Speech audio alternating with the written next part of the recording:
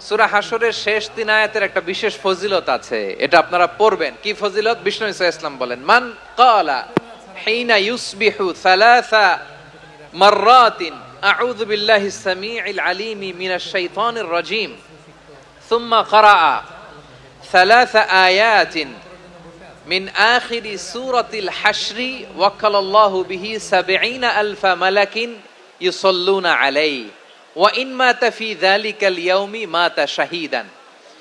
বিশ্বনবী মুহাম্মদুর রাসূলুল্লাহ সাল্লাল্লাহু আলাইহি ওয়াসাল্লাম ইরশাদ করেন, যে ব্যক্তি সকাল বেলা 3 বার তেলাওয়াত করবে আউযু বিল্লাহিস সামিউল আলিমি মিনাশ শাইতানির রাজীম, এরপরে সূরা হাশরের শেষ 3টি আয়াত তেলাওয়াত করবে, রব্বুল আলামিন ওই ব্যক্তির জন্য ৭০,০০০ ফেরেশতা নিয়োগ দিবেন যারা সারা দিন ওই লোকের জন্য মাগফিরাতের দোয়া করবে।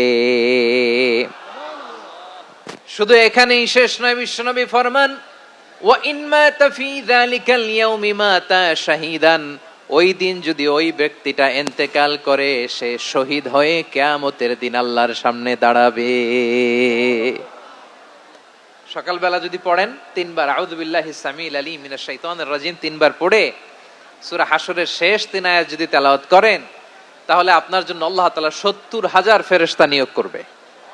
সারা দিন তারা আপনার জন্য মাগফিরাতের দোয়া করবে, আর ওই দিন ইন্তেকাল করলে আল্লাহ তাআলা শহীদ হিসেবে আপনাকে কিয়ামতের দিন দাঁড় করাবে। সুবহানাল্লাহ, এত আস্তে। আবার সন্ধ্যাবেলায় যদি পড়েন, সারা রাতের জন্য ৭০,০০০ ফেরেশতা মাগফিরাতের দোয়া করবে। ওই রাতে মারা গেলে শাহাদাতের মৃত্যু নসিব হয়ে যাবে। এজন্য এই দোয়াটা পড়ার দরকার আছে না নাই?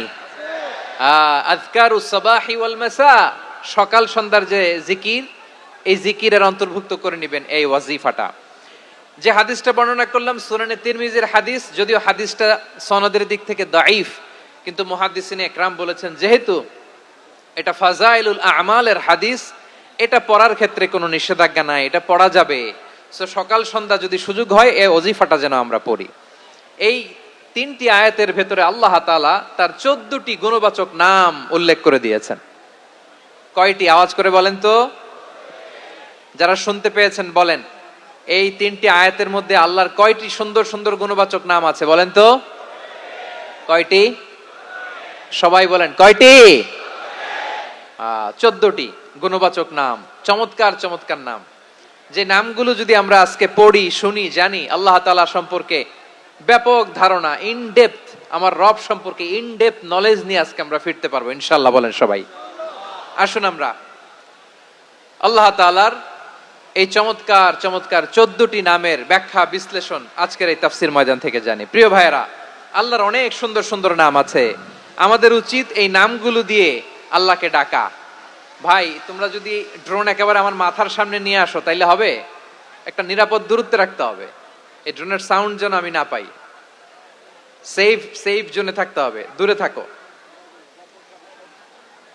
সম্মানিত ভাইয়েরা, আল্লাহ তাআলার চমৎকার চমৎকার অনেক নাম আছে যেগুলো আল্লাহ তাআলা কোরআনে উল্লেখ করেছেন। আল্লাহর আসল নাম হচ্ছে আল্লাহ। আসল নাম কি?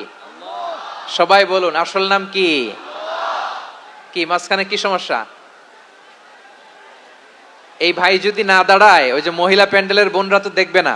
ভাই আপনি একটু বসেন, মাঝে মাঝে একটু দাঁড়াবেন। ঠিক আছে, ঠিক আছে, হ্যাঁ হয়েছে। আল্লাহ তাআলার আসল নাম হচ্ছে আল্লাহ।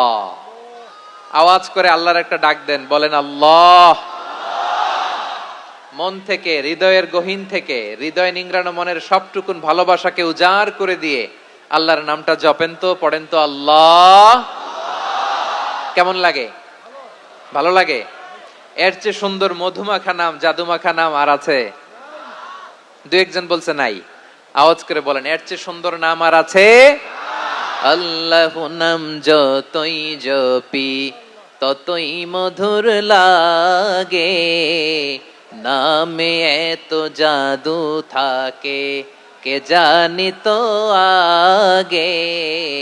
আল্লাহ নাম যতই জপি, ও নাম জপে প্রিয়তম, ও নাম জপে মজনু সম, ও ওই নামে পাপিয়া গাহে, হৃদয়ে গোলাপে বাগে, আল্লাহ নাম যতই জপি। আল্লাহু আকবার। এত মধুর নাম আর দ্বিতীয়টা নাই, যতই জপি ততই ভাল লাগে, ঠিক কিনা বলেন? এজন্য রব্বুল আলামিন বলেন, ওয়ালিল্লাহিল আসমাউল হুসনা ফাদউহু বিহা ওয়া যারুল্লাযীনা ইউলহিদুনা ফি আসমাইহি সায়ুজজাউনা মা কানু ইয়া'মালুন।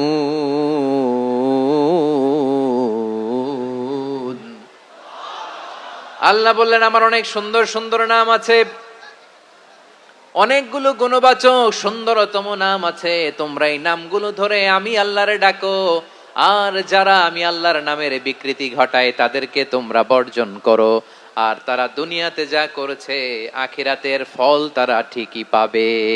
সুবহানাল্লাহ বলেন। আল্লাহর অনেক সুন্দর সুন্দর নাম আছে, এগুলো ধরে ডাকতে বলা হয়েছে, আর যারা আল্লাহর নামের বিকৃতি করে তাদেরকে বর্জন করতে বলা হয়েছে। আপনি আল্লাহর নামের জিকির যখন করবেন, আপনি আমার আল্লাহর নামের বিকৃতি করতে পারবেন? বারোয়াখালীর ভাইয়েরা বুঝে থাকলে আওয়াজ দেন, আল্লাহর নামের বিকৃতি করা যাবে? আপনি যখন জিকির করবেন স্পষ্ট শব্দে আল্লাহর নামটা বোঝা যেতে হবে। সুবহানাল্লাহ, ওয়ালহামদুলিল্লাহ, লা ইলাহা ইল্লাল্লাহ, আল্লাহু আকবার। একসাথে মিলিয়ে করেন অথবা আলাদা আলাদা করেন, অথবা শুধু আল্লাহ আল্লাহ এই নামের জিকিরও যদি করেন স্পষ্ট বোঝা যাইতে হবে। আল্লাহর নামের বিকৃতি করা যাবে, কিন্তু আল্লাহর নামের বিকৃতি করে জিকির এদেশে আছে না নাই? আছে। দেখবেন জিকিরের মধ্যে হুই হুই হুই হুই হুই এরকম করতেছে, আছে না নাই? সবাই মিলে লাফাচ্ছে, দফাচ্ছে, মাথা ঝুলাচ্ছে, আর কি কি যেন বলে, ওইটার মধ্যে আমি আল্লাহর নাম খুঁজে পাই না, এরকম আছে না নাই? হ্যাঁ, হই হই করে কিম্ভূত কিমাকা